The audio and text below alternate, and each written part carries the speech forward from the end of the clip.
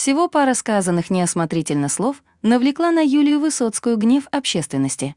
Супруге режиссера Андрея Кончаловского на фоне происходящего захотелось вовсе бежать из страны. Об этом пишет Блиц Плюс. Не так давно в сети ведущие программы «Едим дома» напомнили о ее месте, отметив, что знаменитость слишком отдалилась от простого народа.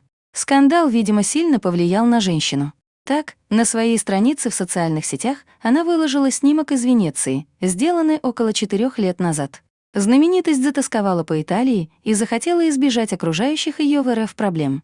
И это при замужестве за известным патриотом Кончаловским «Хочу туда», лаконично подписала женщина снимок, вызывая этим большое негодование у своей аудитории.